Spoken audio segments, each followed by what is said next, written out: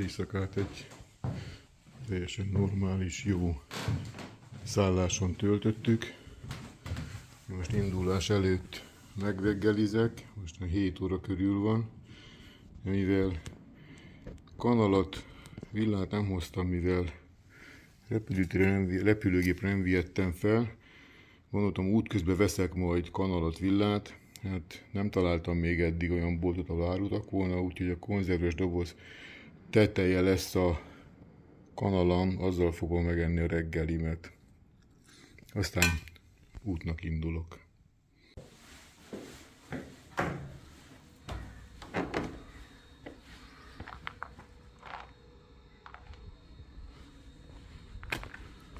Reggel 8 óra van. Két kollégám még már egy órával ezelőtt elindultak. Én megreggeliztem, és csak indulok én is. Buen camino!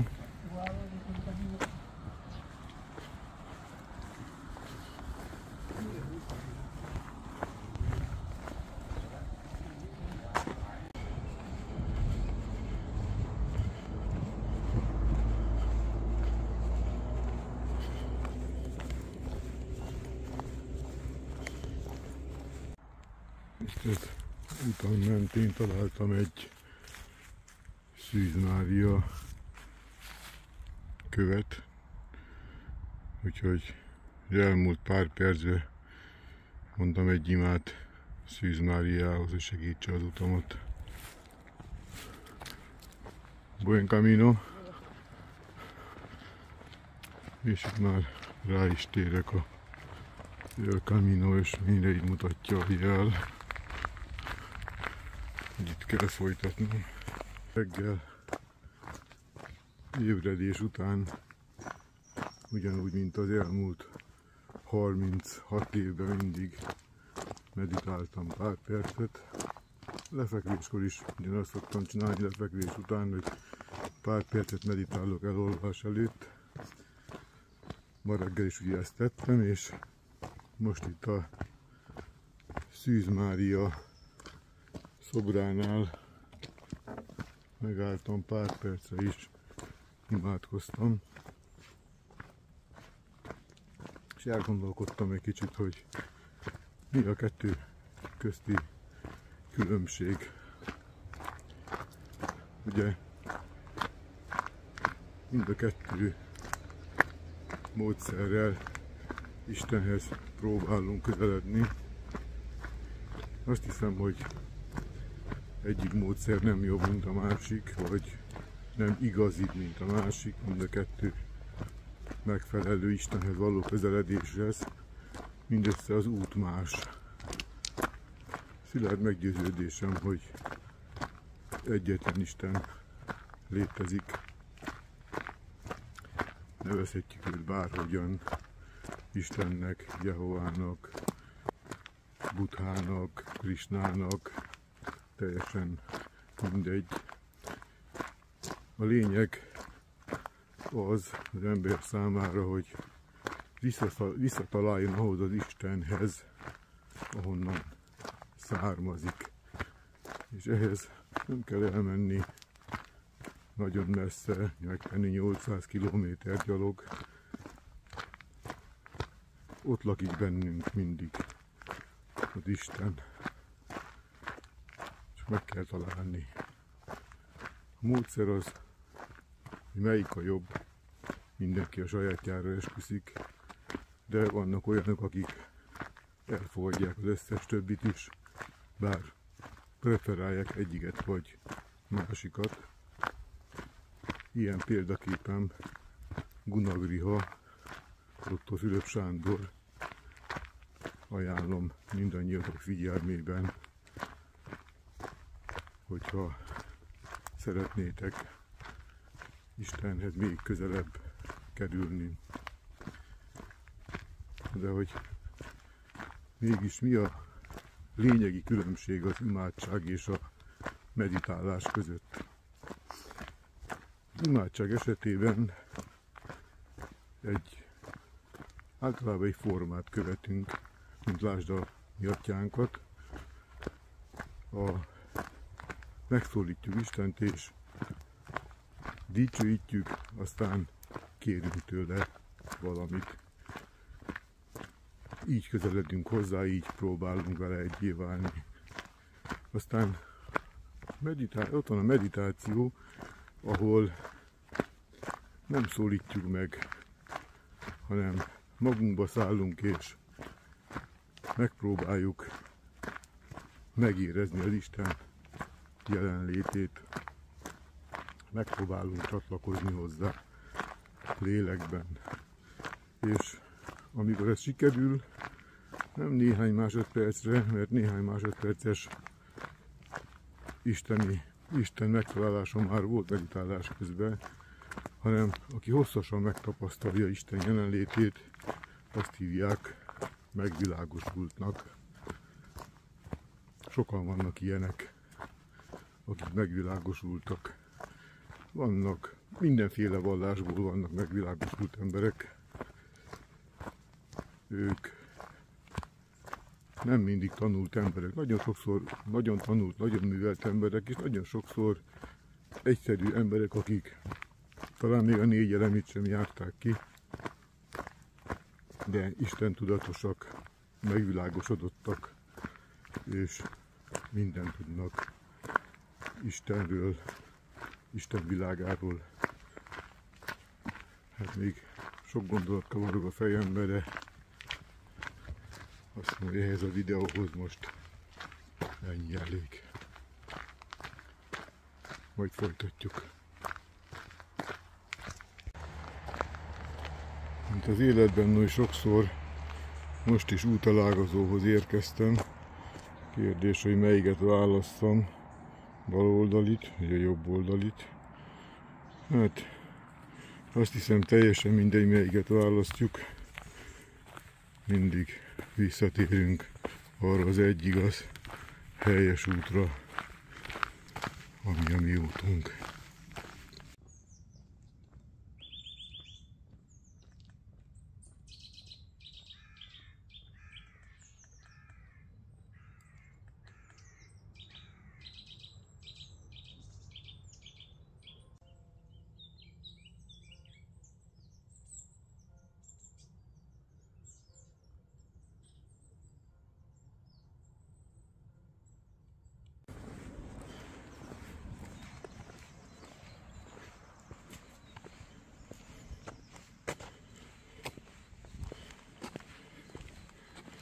Milyen hosszú árnyékom van.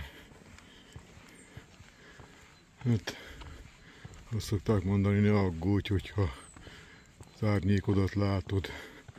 Csak annyit jelent, hogy rád süt a nap. Az 5. kilométernél járok. Van még vissza 15.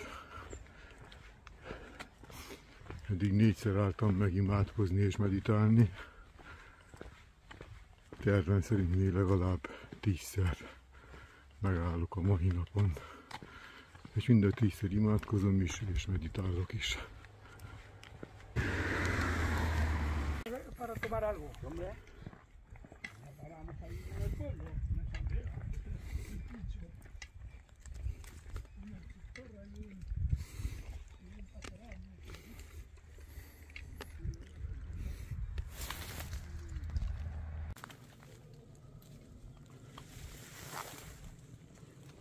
Hátizsákom kellemes társaságába iszok egy kávét, illetve itt egy paptól szereztem egy Camino pecsétet a mai napra.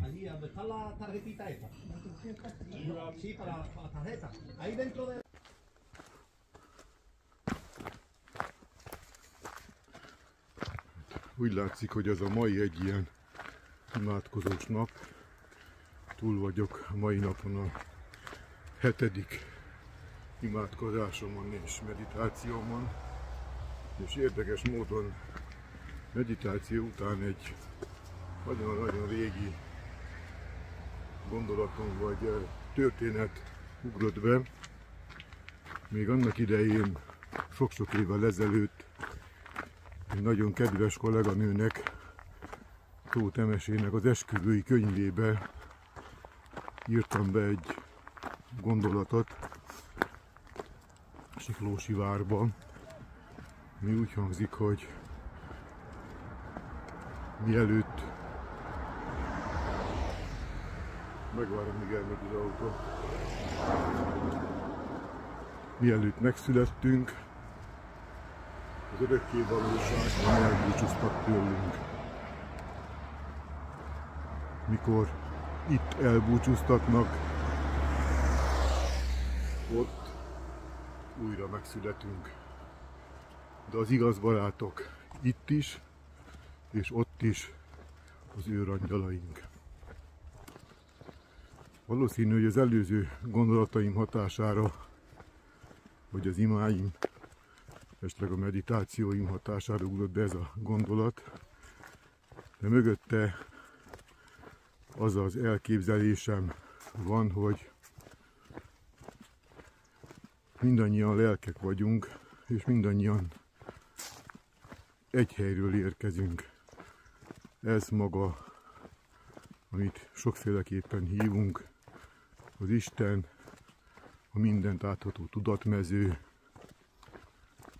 az örök energia, az örök tudás, amit magyarul egyszerűen Istennek szoktunk hívni, más vallások máshogyan.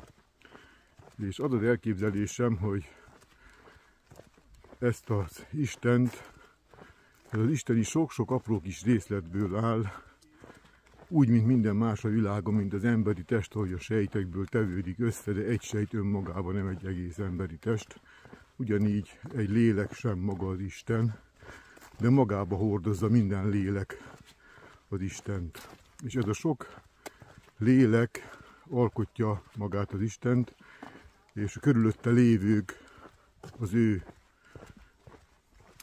barátai, örök barátai, akik végigkísérik az útjukon. Egyik életbe engem kísérnek, másik életbe én kísérem őket. Lehet csak egy-egy mozzanat erejéig, lehet hosszabban, mint például egy gyerek, egy feleség, egy szülő esetében. És mielőtt valaki megszületik, eldönti, hogy miért jön le erre a földre, vagy ebbe az emberi életbe. Pontosan tudja, hogy miért jön. Meg is választja azokat, akik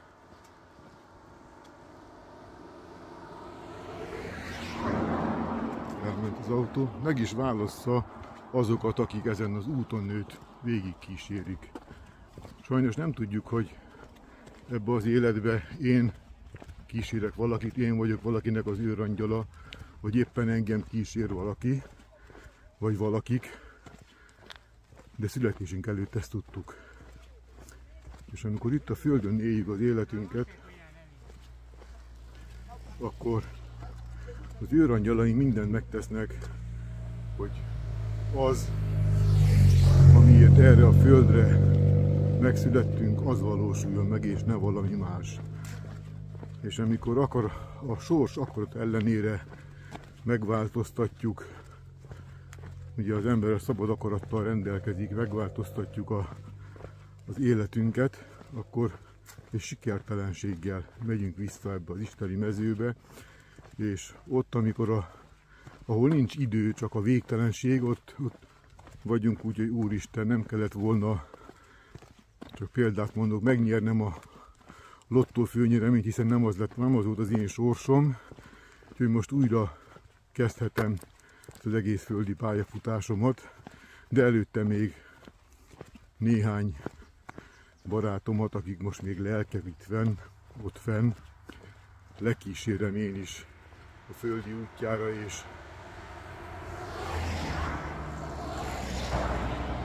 megpróbálom azon az úton megtartani, ami az ő célja, hogy azt érje el, ne valami mást. Például ne gazdag legyen, vagy ne szegény legyen, hanem az legyen, amit ő választott születése előtt. Lehet, hogy ezt azzal kell megtennem, hogy eláztatom a lottószelvényét, mivel nyert volna, vagy éppen kitöltök neki egy lottószelvényt, amivel nyerni tud. De hát persze nem csak anyagiakra kell gondolni, sőt, főleg nem anyagiakra kell gondolni, mert az ember vagy a lélek, amikor úgy dönt, hogy emberként megszületik, akkor nem a pénz, a gazdagság motiválja, illetve nem a szegénység vagy a nyomor taszítja el attól, hogy ő vállalja azt, amit vállal, hiszen az örökké valósághoz képest a földi élet csak egy ennyi. Egy nagyon-nagyon rövid időszak. Ezt először édesanyám halálakor tapasztaltam meg, amikor álltunk a koporsójánál, és időnként sírógörcsöt kaptam, mert hát nagyon anyás voltam, ami tény, az tény. És sírógörcsöt kaptam, és kivezettek a ravatalozóból, nekitámasztottak a templom falának, ott kicsit helyre jöttem, de képzeljétek el, határozott, konkrét érzésem volt, ahogy itt ilyen tájt megjelent édesanyám, éreztem a kezét, ahogy hozzám ér, megsimogat, és szó szerint hallottam a hangját a fejemben, amikor azt mondta, hogy nyugodj meg édesfiam, ott vagyok, ahol a helyem van, visszatértem a helyemre. És hát ez megismétlődött vagy 3-4 alkalommal. Persze ezt először a gyásznak tudtam be, de később, amikor megszületett a második fiam, akkor ő 2 éves korában, tehát amikor ő megszületett, akkor már nem élt édesanyám, és 2 éves korában a feleségem egy télen kiment a sírjához. Akkor még a sírkő nem volt készen, és virágot akart, de nem akart, tehát vitt is virágot a sírjára, de mivel a hó belette az egész temetőt, nem találta a sírt. És a kisebbik fiam az ilyen overallban volt, egy ilyen kék kezes lábasba, és még nem is tudott jól beszélni, azt mondta, hogy anya, de én tudom, hol van a mama. Mondta a feleségem, jaj, hagyjál, kisfiam, már úgy fáj lábam, és nem is találom, hogy hol van. És a fiam azt határozottan megindult a nagy hóba, ami neki majdnem derékig ért, oda ment a sírhanthoz, amit teljesen betakart a hó. Azt mondta, hogy itt fekszik a mama. És a feleségem oda ment, lesöpörte a havat, és legnagyobb megdöbbenésére tényleg ott volt. Úgyhogy ezzel most zárom ezt a gondolatsort, mert kicsit elérzékenyültem, és remélem nem tévedtem el, még mindig az El Camino úton vagyok, mert úgy látom, hogy jó van, biciklis kaminósok jönnek, akkor csak jó helyt lehetek. Na, majd később folytatom imával, meditációval, gondolattal, még nem tudom. Képzeljétek el, az izzadságtól úgy elázott a baseball sapkám, hogy így nem csöpögött, folyt belőle a víz, már zavaró volt. Mondtam, hogy ó Istenem, hoztam volna legalább még egy kalapot erre. Egy ilyen bokornál éppen szedret szedtem, amikor rátaláltam erre a vadonatúj kalapra. Valaki elvesztette, vagy elhagyta, vagy az Isten nekem oda tette, valamelyik 2 közül.